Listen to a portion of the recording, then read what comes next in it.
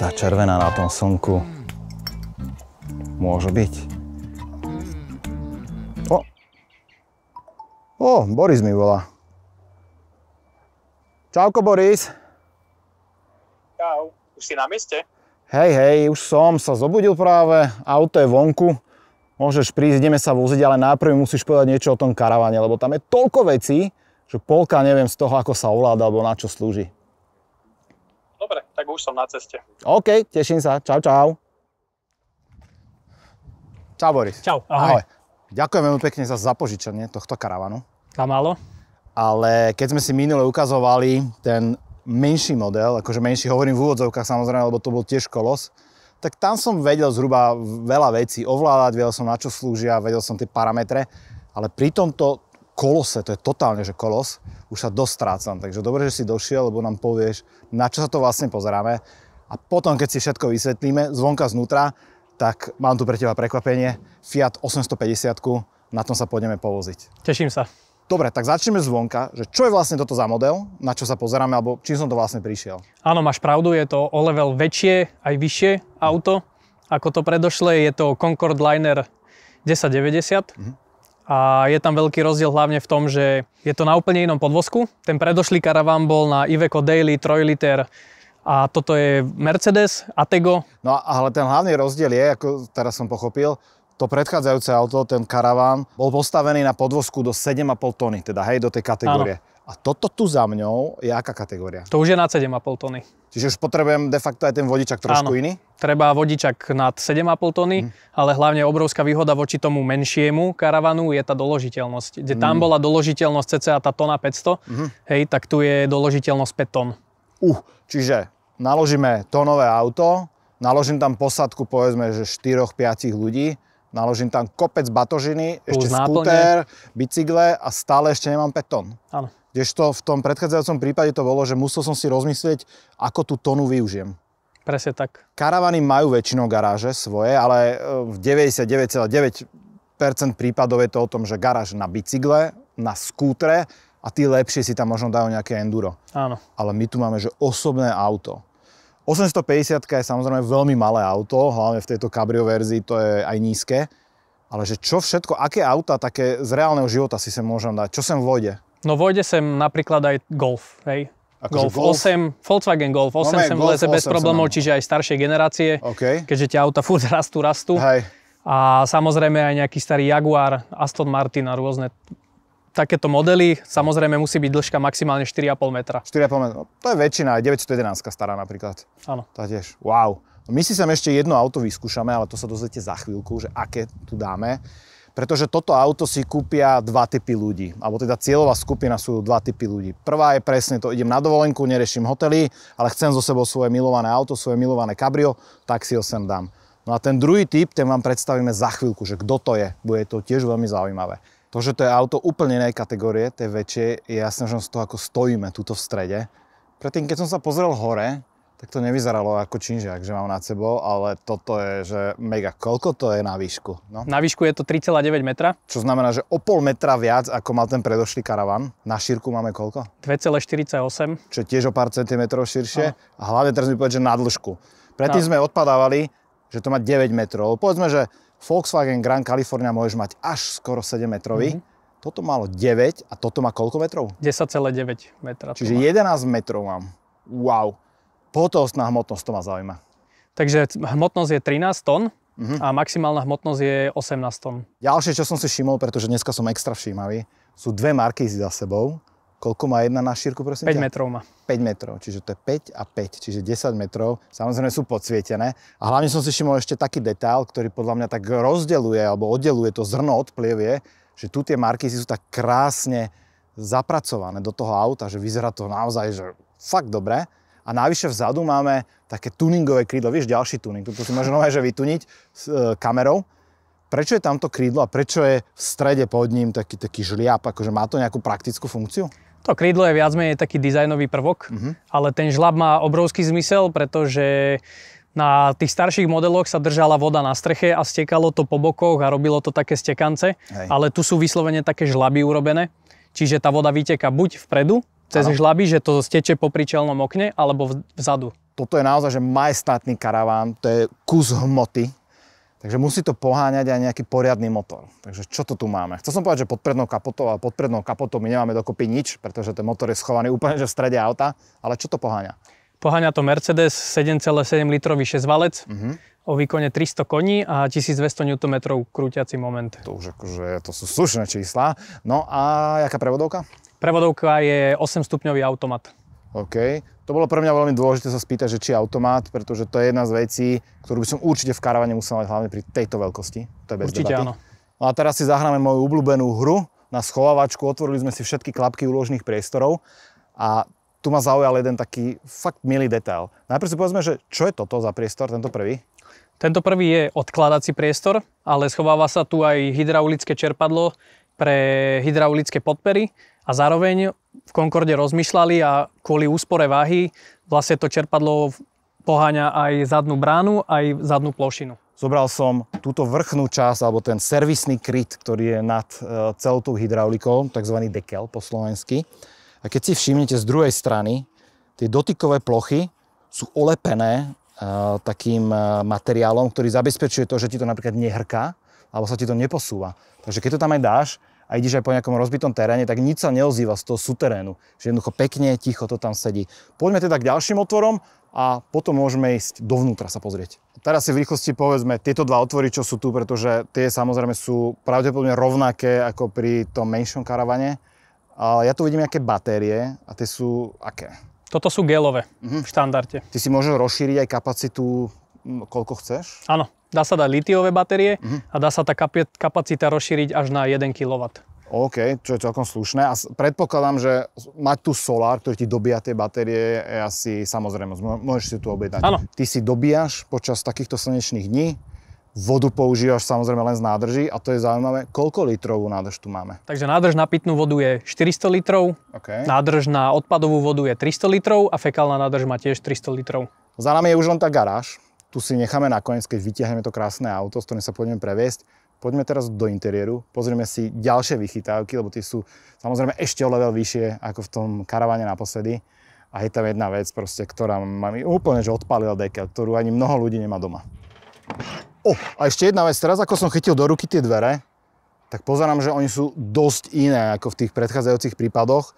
Máme tu samozrejme aj tento číselný zámok a ak neviete, o čom číselný zámok je, tak veľmi jednoduché vysvetlenie.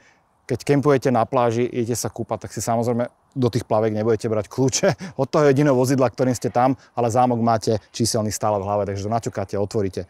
Ale naozaj sú iné tie dvere, alebo sa mi to len zdá? Áno, sú naozaj iné, lebo sú to bezpečnostné dvere a sú vlastne na trojitých pántoch, hej, takže sú takmer neprekonateľné.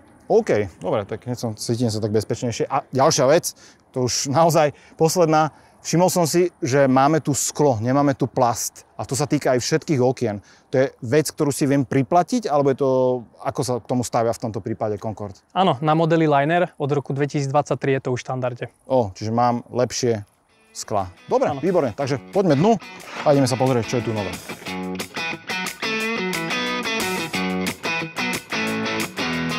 Nie, že by som nemal rád slnko, ale tých 30 stupňov vonku na priamo slnku je dosť na mňa.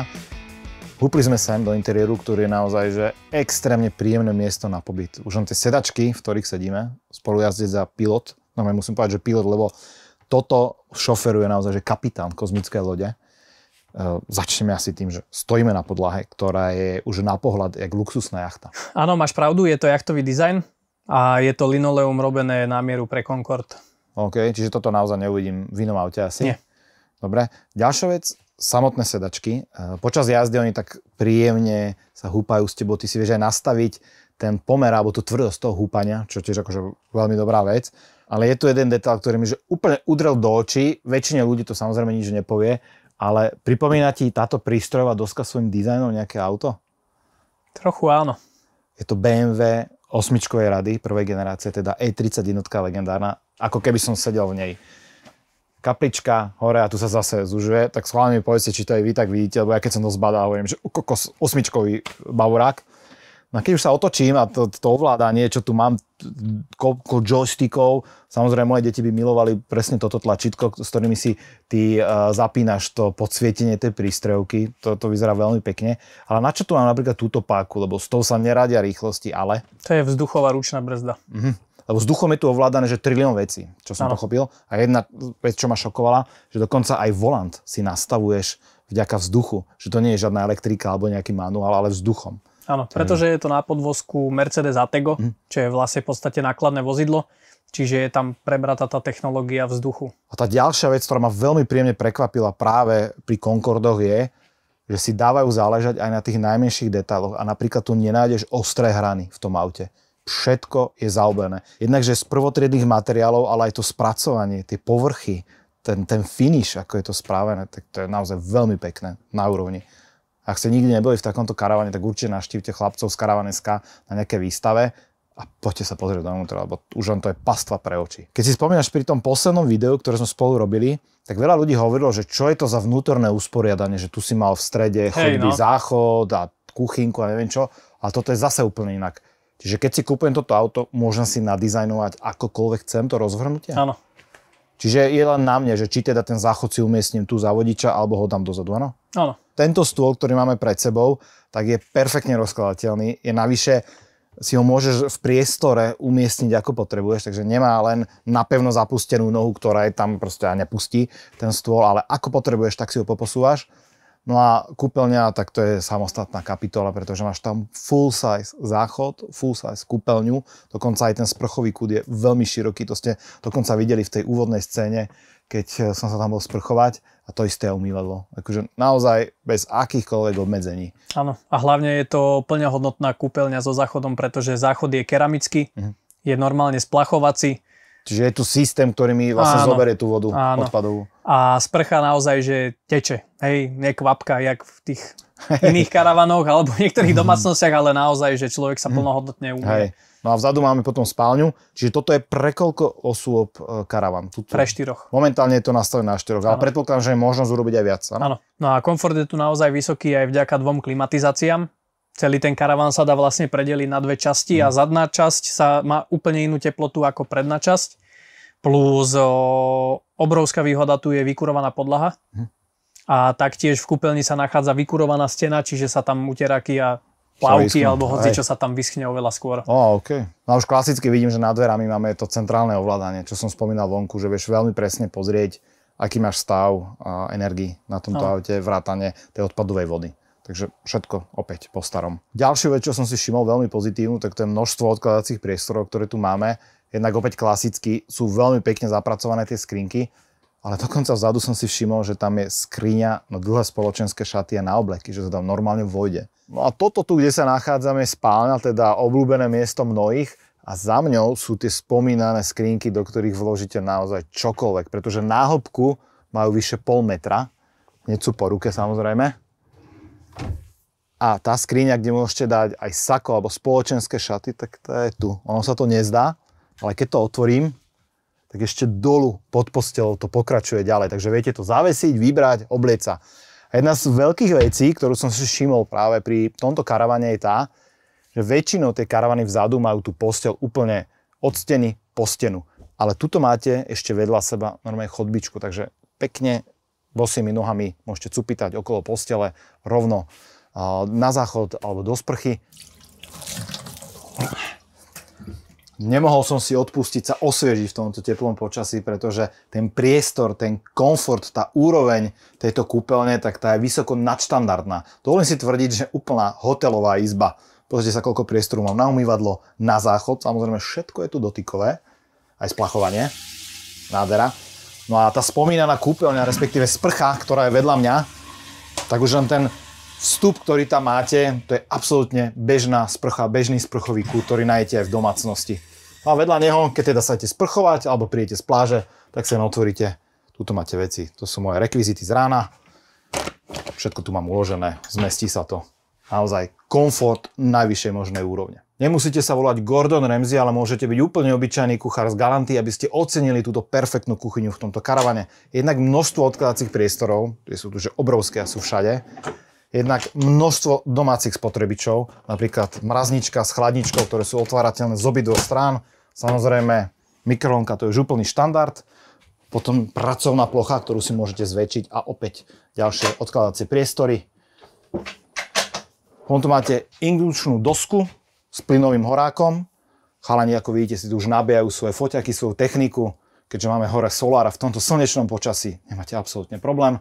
No a čo je zaujímavé, tak veľa klientov si toto auto objednáva už so vstávanou umývačkou riadu.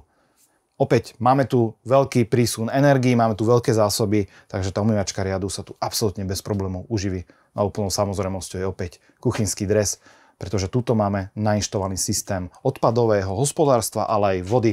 Takže opäť teplá studená voda, akokoľvek potrebujete. A teraz sľubovaná garáž. My sme si tu schválne sadli pred ňu, aby ste mali takú živú mierku, že aká je ona obrovská.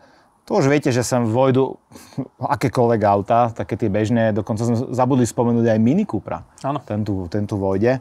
My tu máme len tohto Fiatka 850. On je chudák taký úzky podvozkovo, že sa mal problém vôbec vojsť na túto plošinu. On ešte uší rozchod kolíz má. Začneme takými technickými vecami. Z akého materiálu je tá plošina celá? Celá je z hliníku, čiže je ultra ľahká. Hej. A jednu vec som si tu všimol, aj keď už existujú karavany, ktoré majú v sebe garáž, nie takúto veľkú, samozrejme majú garáž, tak väčšinou sa dovnútra chodí cez lyžiny. To znamená, že ty manuálne musíš vytiahnuť jednu lyžinu, druhú lyžinu a pomaličky vojsť dnu. No ani nie tak vojsť, ako sa musí to auto natiahnuť dnu. Alebo natiahnuť s navijákom. Áno. No ale toto funguje na akom princípe? No toto funguje na princípe, že vlastne otvorí sa zadná táto brána, plošina sa vysunie celá von, s autom sa pekne komfortne vojde na plošinu, ugurtňuje sa auto samozrejme kvôli bezpečnosti a celé to auto s tou plošinou sa vtiahne dnu, zavre sa brána, hotovo. Čiže jediná tvoja práca je tu zaparkovať, dať tam gurtne alebo tie západky za kolesa. Áno. A potom, že elektricky si to stiahneš. Áno, samozrejme. Je to oveľa lepšie ako v tej verzii s tými lyžinami, pretože tam človek musí namontovať ťažné oko, vyťahnuť si to navijakom hore. Musia to aspoň dvaja kontrolovať celý čas, či sa to neprečí. Takto človek zaparkuje a vcúcne si to do karavana. Naša 850 ani ťažné oko nemá. To je ďalšia vec. Ak aj nie ste nejakí motoristickí nadšenci, že máte kabriolet, ktorý si chcete voziť so sebou, tak toto je ideálne aj pre motorkárov. Ja som to videl aj na vlastné oči, pretože sem dnu sa plnohodnotne, bez problémov vojdu dve obrovské cestné endura alebo Harley. Alebo keď chodíte na okruhy, tak som videl normálne, že 4 motorky závodné sem dáš. A dokonca, keď sa pozriem sem hore nad seba, tak tu ešte mám ďalší priestor na uloženie a tam sa napríklad čo vie dať?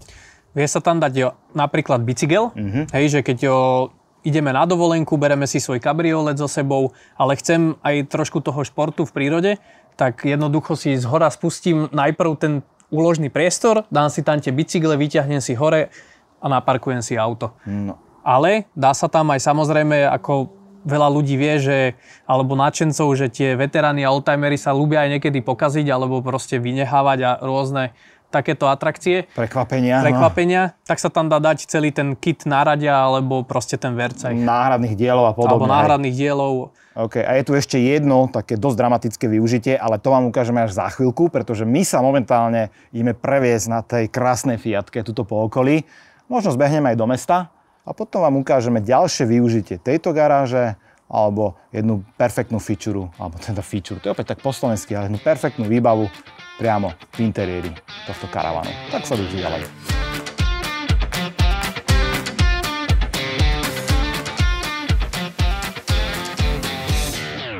A toto auto má z 911 niečo spoločné a ty už vieš asi čo?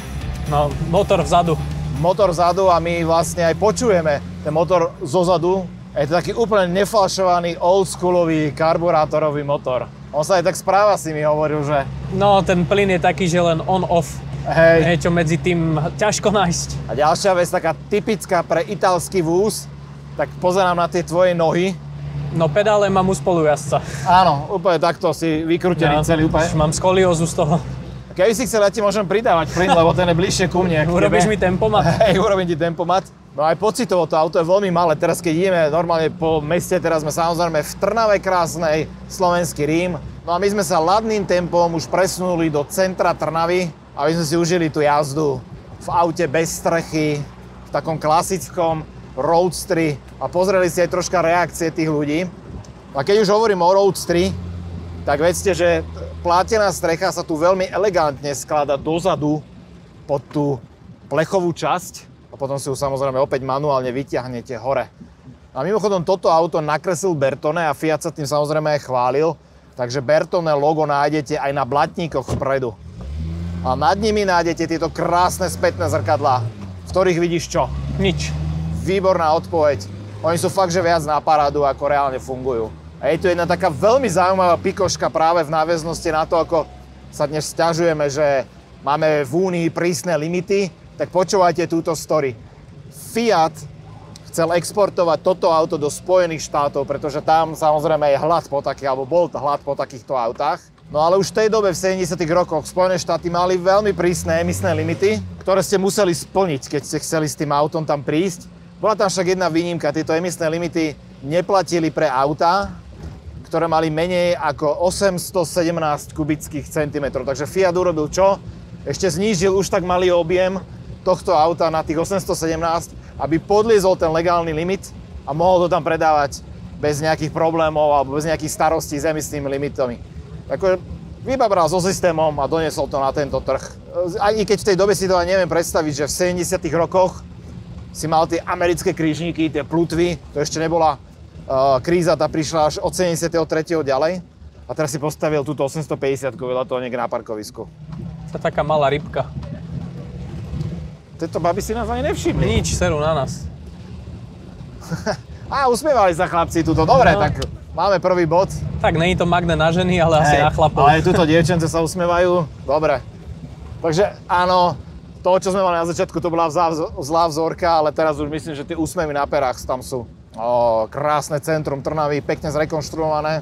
Ja pevne dúfam, že také krátke zoznámenie sa vám teda páčilo. Nás už tu čaká Concorde v Trnave, v centre Trnavy, my to naložíme a ideme vám samozrejme ešte predstaviť to auto v trocha inej polohe, ako sme vám slúbili.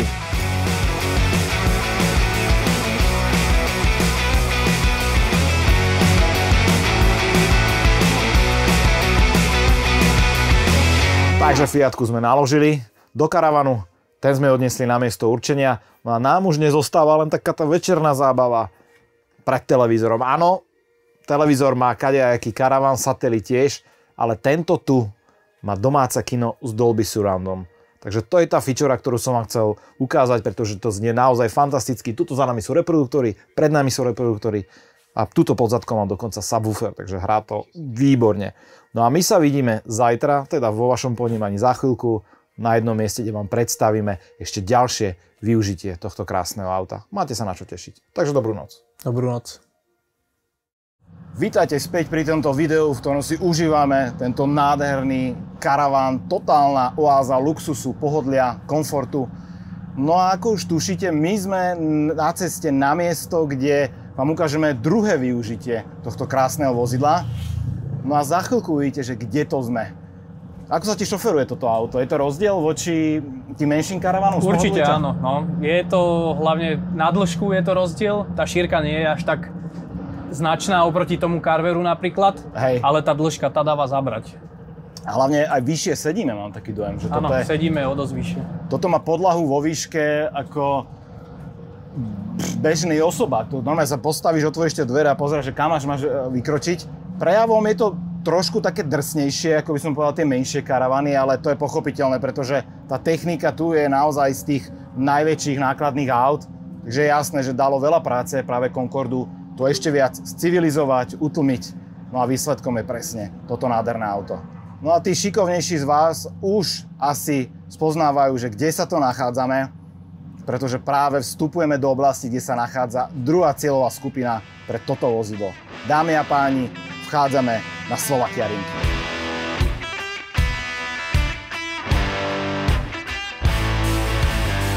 Tuto pozerám, že máme 4 metre na výšku, ale v pohode to dávame. No jasné.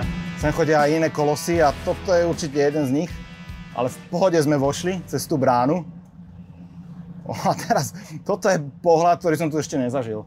Že pekne z výšky vidíš všetko. Celý padok, všetky autá, všetky stany ti prídu zrazu také malé. No a my si teraz nájdeme miesto, kde zastaneme s týmto karavanom a vytiahneme z tejto garáže vzadu prekvapenie, ktoré si nesieme so sebou. Pretože červeného Fiatika sme včera už vrátili do garáže, no ale teraz sme museli naložiť niečo ďalšie. No a veľmi zaujímavé je teraz pozerať tie pohľady tých ľudí. No, to... Akože normálne mám pocit, keby som došiel na nejakom najnovšom Bugatti. No, vyjavení sú z toho riadne. Normálne obrovské, veľké pohľady na nás, že čo to, aké auto prišlo a hlavne, že čo je to za pilota. Toto normálne vyzerá, keby pilot F1 teraz došiel. No. A mimochodom krásne autá sú tu na tomto Histocupe, pretože dnes sa tu jazdí rakúsky Histocup. Ak máte niekedy šancu a čas, príďte sa pozrieť na Slovakia Ring, keď to bude opäť tu sa konať, pretože tie autá, tá skladba aut, ktorá tu je, neuveriteľná. Naozaj veľmi dobré. No a my už sa blížime k nášmu stanovišťu, zastaneme tam a vyložíme, čo máme v garáži. Som zvedavý, či ste si tipli správne. Koľko potrebujeme miesta na to, aby sme vyložili z tohto auta? Samotné auto má 11 metrov? 11 metrov a osobák, ktorý máme naložený, má do 4,5 metra. Áno. A plošina ide von cca tie 4 metre, 3,5 metra, čiže je dobre mať aspoň tých 10 metrov za nami ešte určite. Priestor. OK, áno. Tak poďme to vyložiť. Som zvedavý, čo poviete na toto auto.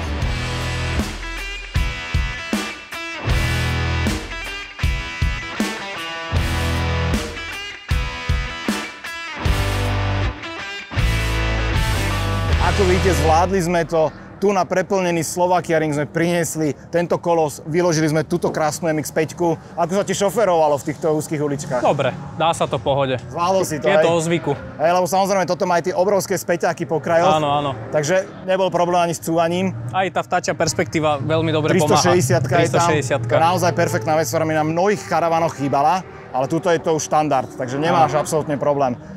Toto je prostredie, kde sa práve tento Concorde perfektne hodí. Naozaj ako keby bol vyrobený presne pre týchto ľudí, ktorí si na víkend zoberú svojho miláčika, idú si zajazdiť a chcú bývať v pohodlí, buď priamo v padoku, alebo nechcú sa zaoberať tým, že kde zoženú teraz nejaký hotel a podobne. Na budúce aké auto by sme mohli zobrať? Mohli by sme zobrať ešte väčší karavan a to je Concorde Centurion rozkladací. Rozkladací. Takže ak ste si mysleli, že to už neexistuje nič väčšie od tohto, tak to je jasná odpoveď. Existuje a my si to samozrejme aj ukážeme. No a platí opäť, ak máte akékoľvek otázky na mňa alebo na Borisa ohľadne tohto auta, tak samozrejme píšte to dolu pod video, veľmi radi sa na to pozrieme. A samozrejme, ak by ste chceli vidieť ešte viac a iných karavanov, dajte nám vedieť, veľmi radi to pre vás natočíme. A my sa vidíme pri ďalšom videu. Čaute. Ahojte.